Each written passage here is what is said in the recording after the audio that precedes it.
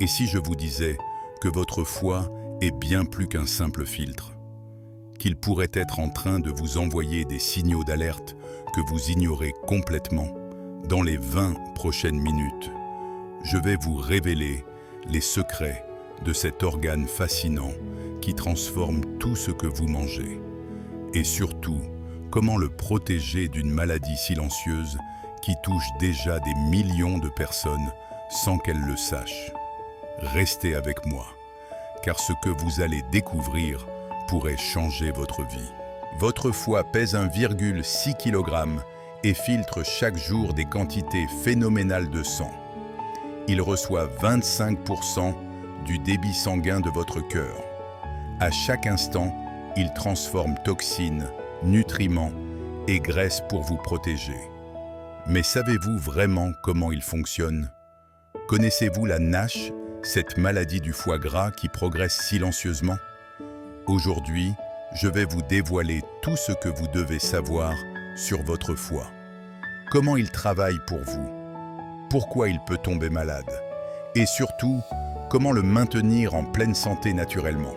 Commençons par comprendre ce que fait vraiment votre foie. Le foie est composé de 6 lobes indépendants. Ces cellules s'appellent les hépatocytes. Ces cellules ont 2 fonctions majeures. Une sécrétion endocrine, elles libèrent dans le sang les molécules qu'elles fabriquent, protéines, triglycérides, cholestérol. Et une sécrétion exocrine, elles produisent la bile qui part vers l'intestin. Mais voici le plus fascinant. Tout ce que vous mangez aboutit dans l'intestin. L'intestin absorbe les nutriments, mais aussi des toxines, des produits chimiques, des microbes. Si tout cela arrivait directement dans votre circulation générale, vos organes seraient rapidement encrassés. C'est là qu'intervient le système PORT. Un système génial qui fait passer tout ce qui vient de l'intestin, d'abord par le foie. Le foie devient ainsi un véritable filtre positionné entre l'intestin et le reste de votre corps. Le débit sanguin à travers le foie est énorme. La veine porte débite 1 litre de sang par minute. Imaginez la quantité de sang que votre foie doit gérer, filtrer chaque jour. Il détruit les microbes grâce aux cellules de Kupfer. Il filtre les molécules chimiques et commence à les détoxifier. Il métabolise les nutriments pour les rendre utilisables par vos autres organes. Vous comprenez maintenant pourquoi le foie est si important. Si votre foie est malade, déficient ou gorgé de graisse, cette fonction de filtre ne se fera plus correctement. Et c'est là que commencent les problèmes. Vous pensez que votre foie ne fait que filtrer? Attendez de découvrir ses autres pouvoirs cachés. Car ce que je vais vous révéler maintenant va vous faire comprendre à quel point cet organe est central pour votre santé. Le foie est une véritable usine métabolique. Il assure des fonctions que vous ne soupçonnez même pas. Première fonction, le métabolisme des glucides. Le foie permet la néoglucogenèse, c'est-à-dire qu'il fabrique du glucose à partir de molécules non glucidiques. Grâce à cela, vous pouvez vivre et nourrir vos organes, même si vous jeûnez. Il stocke aussi du glycogène, la seule façon de garder du glucose rapidement disponible. C'est votre réserve d'énergie pour les efforts soudains. Deuxième fonction, la gestion des lipides.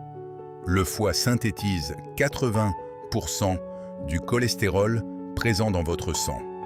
Oui, vous avez bien entendu, 80%. C'est pour ça qu'un régime sans cholestérol est souvent inefficace. Mais le foie élimine aussi le cholestérol en excès en le transformant en sels biliaires. Et ces sels biliaires sont indispensables à votre digestion. Le foie fabrique également les lipoprotéines, les fameux HDL et LDL. Il produit aussi des triglycérides à partir des sucres que vous consommez. Ces triglycérides seront ensuite stockés dans vos adipocytes. Troisième fonction, le métabolisme des protéines. Le foie fabrique l'albumine, la principale protéine de votre sang. Il produit la céruloplasmine pour transporter le cuivre, la transférine pour le fer. Des protéines de l'inflammation comme la CRP, de nombreux facteurs de coagulation et des facteurs de croissance qui permettent au foie de se régénérer. C'est le seul organe capable de se régénérer totalement. Quatrième fonction, le stockage. Le foie stocke le glycogène, les vitamines B9, B12, D, les vitamines A, E et K, le fer, le cuivre, le zinc et le glutathion. Mais attention, le foie peut aussi se charger de molécules toxiques, des pesticides et additifs chimiques, des métaux lourds et surtout des graisses quand vous mangez trop de sucre et d'alcool. C'est là que commence la stéatose hépatique, le foie gras. Maintenant, vous savez tout ce que fait votre foie pour vous. Mais il y a une fonction encore plus importante. Une fonction qui vous protège chaque jour des milliers de toxines qui vous entourent. Et c'est ce que nous allons voir maintenant. Le foie est votre usine de détoxification. Mais attention, beaucoup de gens confondent deux choses différentes. Le foie élimine les toxines par la bile, c'est vrai. Mais surtout, il détoxifie vos cellules en transformant chimiquement les molécules toxiques. C'est ce qu'on appelle les phases I et II de la détoxification. Quel type de toxiques votre foie doit-il gérer? D'abord, les toxines exogènes qui viennent de l'extérieur, les métaux lourds, les xénobiotiques comme les pesticides, insecticides, herbicides, fongicides, les toxines bactériennes, tous les médicaments chimiques et les drogues, tous les additifs alimentaires, colorants, conservateurs, arômes artificiels, les molécules cancérigènes du tabac et des cuissons à haute température, l'alcool et toutes les molécules présentes dans vos cosmétiques. Mais il y a aussi des toxines endogènes, produites par votre propre métabolisme.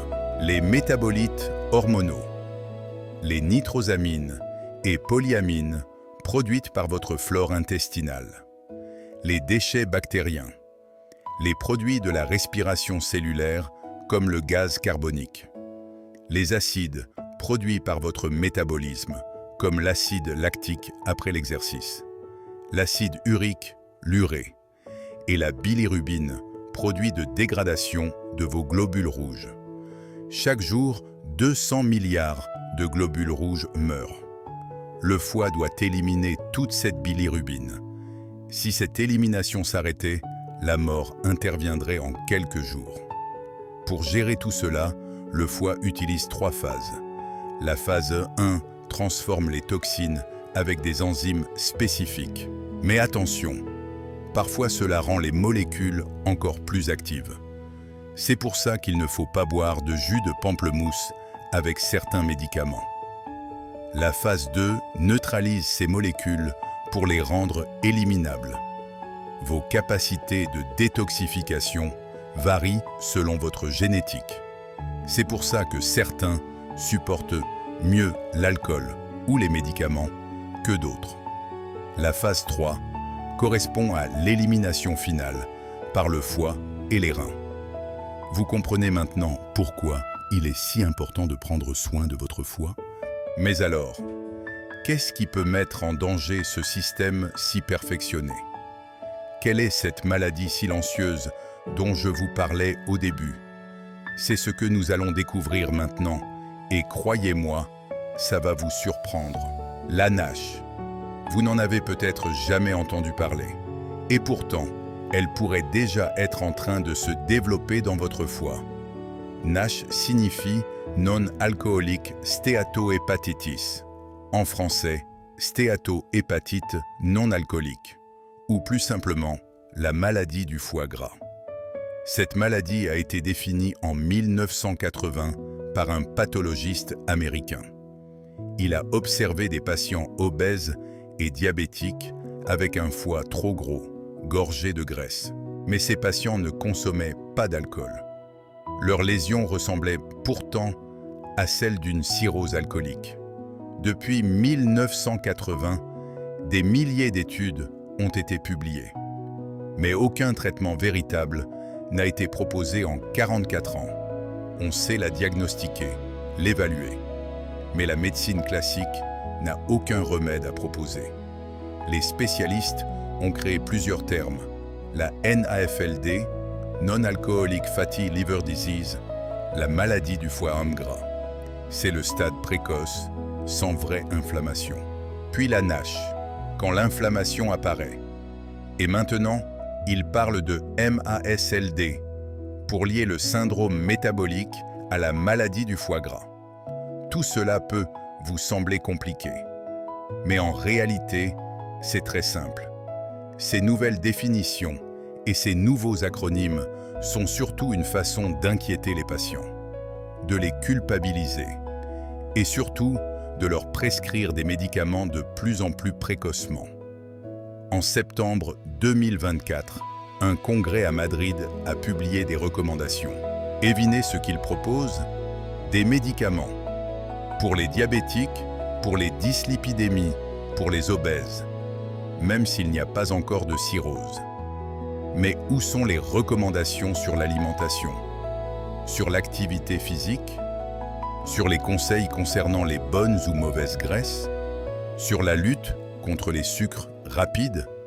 Regardez les critères qu'ils utilisent pour définir la MASLD. L'obésité commencerait à un IMC de 25. C'est délirant, car c'est le surpoids qui commence à 25, pas l'obésité. Le tour de taille serait anormal à partir de 94 cm chez l'homme et 80 cm chez la femme. C'est beaucoup trop bas. L'excès de sucre commencerait à 1 g par litre, alors que le diabète commence à 1,26 g par litre. La tension excessive à 130 sur 85, alors que l'hypertension commence à 145 sur 90. Avec ces critères, plus de la moitié de la population est considérée comme malade. Vous vous demandez sûrement maintenant, mais qu'est-ce qui cause vraiment cette maladie du foie gras? Et c'est là que ça devient vraiment intéressant. Car la réponse va vous choquer. Si vous demandez à un médecin les causes de la stéatose hépatique, il vous parlera d'obésité, d'alcool, de cholestérol, parfois du syndrome métabolique. Mais curieusement, on ne met pas en avant les causes diététiques spécifiques. Pourtant, ce sont les mêmes qui expliquent l'augmentation dramatique de l'obésité dans le monde. Les sucres industriels, les aliments ultra transformés. Le principal coupable, c'est le fructose. Pas celui des fruits, bien sûr, mais celui utilisé par les industriels après l'avoir synthétisé. Aux États-Unis, on parle de high fructose ou de corn syrup. En France, c'est le sirop de glucose ou sirop de glucose-fructose. Ce sucre a des propriétés terribles. Il a un goût qui crée une quasi-toxicomanie. C'est un sucre hyper rapide qui provoque des hypoglycémies. Et il favorise la résistance à l'insuline, l'obésité et la stéatose hépatique. En effet, le foie est le seul organe capable de métaboliser le fructose. Un excès de fructose le surcharge et entraîne une accumulation de graisse. Où trouve-t-on ces sucres industriels? Dans les sodas et boissons gazeuses, les boissons énergétiques, les jus de fruits industriels, les produits de boulangerie et pâtisseries industrielles, le pain de mie, les buns, les paninis, les bagels, les céréales du petit déjeuner, les desserts lactés industriels et les glaces, les confiseries, bonbons et barres chocolatées, certains biscuits et sauces pour l'apéritif, et même des sauces industrielles pour plats salés, comme le ketchup. Cette liste est longue mais non exhaustive. Tous ces aliments sont les vraies causes de la maladie du foie gras. Mais il n'y a pas que le fructose. L'alcool est aussi un grand ennemi du foie. C'est la première cause de cirrhose. Et puis, il y a les excès alimentaires en général. Les graisses cuites, les fritures, les sauces. Le grignotage permanent. La sédentarité. La dysbiose intestinale joue aussi un rôle. Des études récentes montrent que les personnes atteintes de NASH présentent une dysbiose. Certaines bactéries sont en quantité anormalement faible, d'autres sont trop abondantes. Mais rappelons-le, la première cause de dysbiose, c'est la consommation excessive de sucre. Maintenant que vous connaissez les causes, vous vous demandez sûrement comment protéger mon foie? Comment inverser cette maladie silencieuse?